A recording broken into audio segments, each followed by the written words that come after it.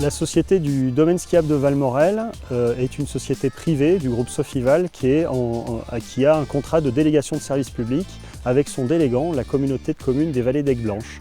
Et nous avons re-signé un nouveau contrat en 2017 pour une durée de 35 ans jusqu'en 2052. Et dans ce cadre-là, il y a tout un programme d'investissement qui est discuté chaque année pour ces nouvelles orientations. Valmorel a connu des grosses phases de travaux et 2023, cette année, est une grosse phase de travaux. C'est-à-dire que là, en ce moment, il y a 3 programmes immobiliers qui sont en train d'être construits en même temps que le télécabine de Planchamp. Et il y a toujours eu cet équilibre et ces phases de travaux entre le domaine skiable et les développements immobiliers. Était venu le temps de la grande inspection de l'Altispace, qui était un double télésiège débrayable. C'était déjà le deuxième aménagement sur, on va dire, le tracé emblématique de la station de Valmorel. Et il fallait travailler sur cette remontée emblématique parce que la grande inspection avait des coûts qui remettaient un petit peu en cause quelque part la structure de la DSP, et il était dommage de mettre autant d'investissement dans un ancien appareil et ne rien amener pour la clientèle et surtout ne rien prévoir pour l'avenir, sachant que bien sûr on a le changement climatique, donc c'est une notion qu'on intègre aussi dans nos discussions depuis de nombreuses années. En remplacement de l'Altispace, donc on a choisi de construire la télécabine de Planchamp qui sera une télécabine 10 places. Il y a eu 2 ans d'études avant de commencer les travaux, ce qui nous a permis, dès le lendemain de la fermeture de la saison d'hiver, de commencer les travaux. D'abord de déconstruction de l'ancien appareil.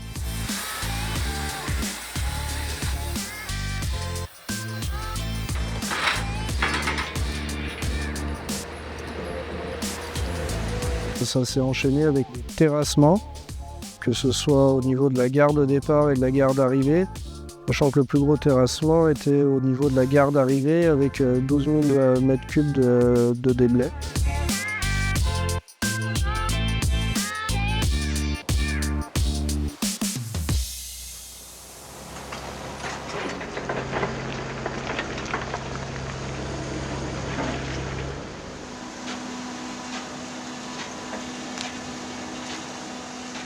On a un planning qui est sur 8 mois, donc c'est le temps qu'on a entre 2 saisons.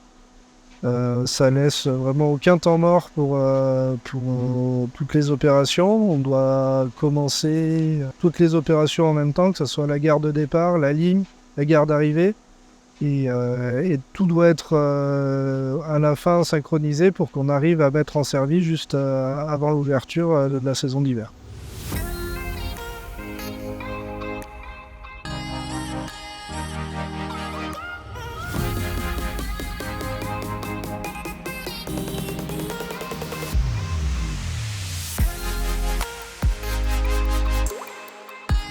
Au plus fort du chantier, au niveau de la gare d'arrivée, on a eu jusqu'à 3 grues.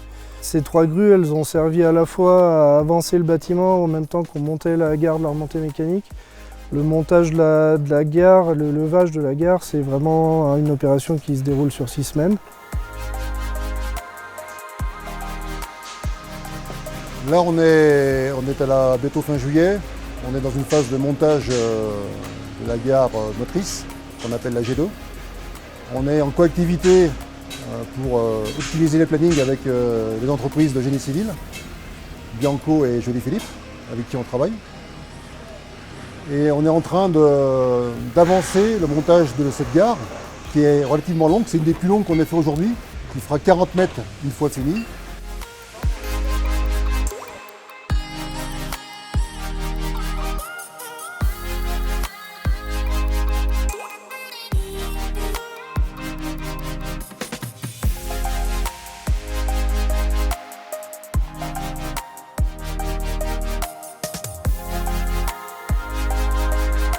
On est parti sur des caractéristiques de l'appareil qui permettaient d'absorber les ultra-pics de fréquentation qui sont générés par une station où il y a une forte proportion de lit froid.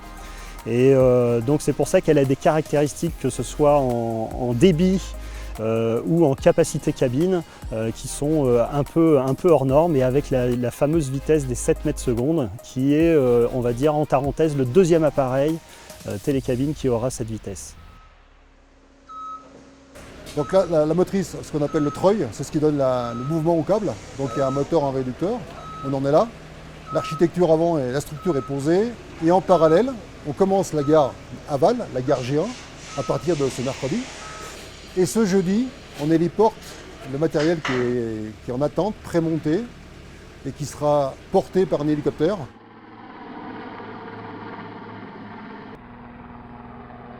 On est venu avec le Super Puma, donc qui est derrière nous, pour ce montage avec toute l'équipe que tu as vue là, qui est avec nous, donc en tout c'est 7 personnes.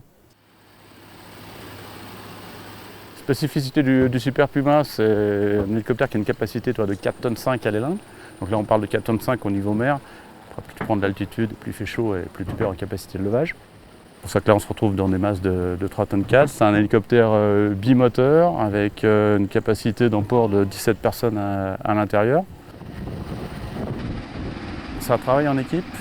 Donc avec la longueur des lignes que j'ai entre 30 mètres et 50 mètres suivant le type de charge, tu n'es pas capable de voir si tu es à 2 cm, 3 cm ou 1 mètre d'une pièce. Donc tu as des équipes au sol qui sont là pour te guider.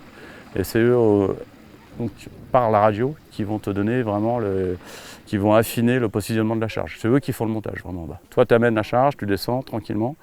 Et eux par radio, c'est eux qui te guident pour monter la charge.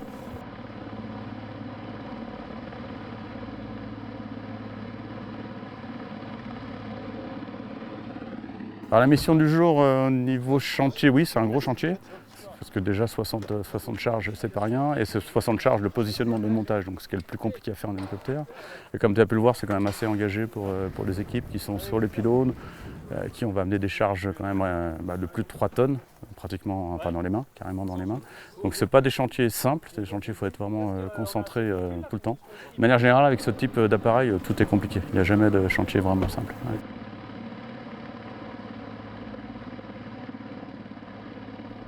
Sur cet appareil, on a réduit le nombre de pylônes. On avait 18 pylônes plus une gare intermédiaire sur l'ancien appareil. Aujourd'hui, on a simplement 13 pylônes en ligne. Et à côté de ça, on a aussi enterré une ligne aérienne haute tension. Donc on a vraiment une réduction de l'impact paysager au niveau des câbles et des pylônes.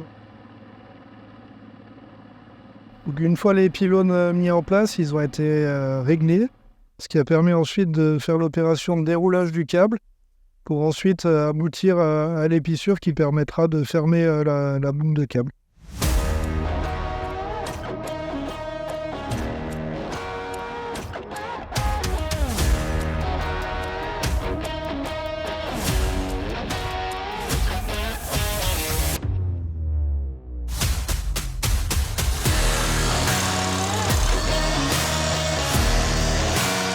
Donc quand on fait une épissure, on prend les deux bouts du câble. Le câble il est constitué de 6 taurons. Ces 6 taurons-là, en fait, on va venir les couper à des endroits différents. Et quand on rentre les taurons justement à ces endroits différents, c'est ce qu'on appelle un nœud. Et c'est ce qui permet d'assurer toute la résistance du câble, alors que même qu'il n'y a aucune soudure, aucun collage, aucun nœud comme on l'entendrait sur une corde ou sur une ficelle.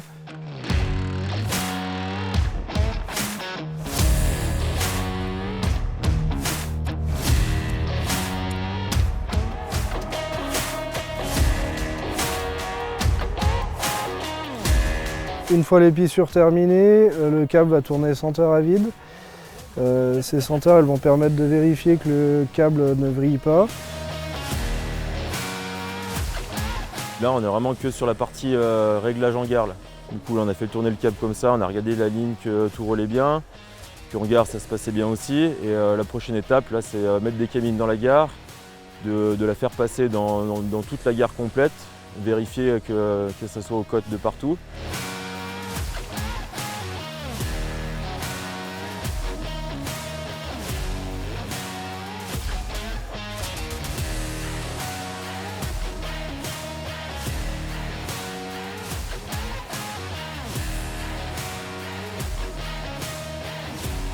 Une fois que les réglages sont faits avec la sommaire, nous on peut dire qu'on est prêt eux aussi. Après on peut envoyer des cabines sur la ligne et les faire descendre dans la gare du bas pour faire les mêmes réglages qu'on est en train de faire ici.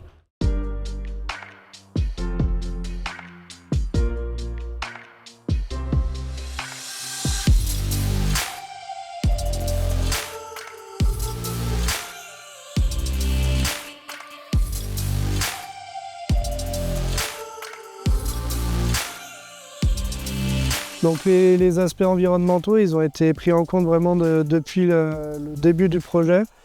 On a travaillé sur un bâtiment qui se marie avec la montagne, qui utilise des matériaux qu'on retrouve dans la construction traditionnelle, où on retrouve aussi des teintes qui sont relativement neutres et qui choquent pas l'œil. Tout ça fait que par rapport à l'ancien appareil, on a vraiment une intégration qui sera aboutie et qui fera honneur au paysage qui nous entoure.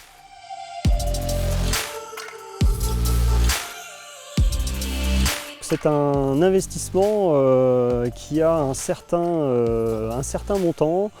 On est au-delà des 20 millions d'euros. Ce qui veut dire que là, en à peu près 6 ans, on aura investi un peu plus de 40 millions d'euros sur le changement de divers appareils, de la neige de culture, extension de neige de culture, modernisation, optimisation aussi de la neige de culture pour qu'elle soit, l'outil de production soit plus productif et plus performant.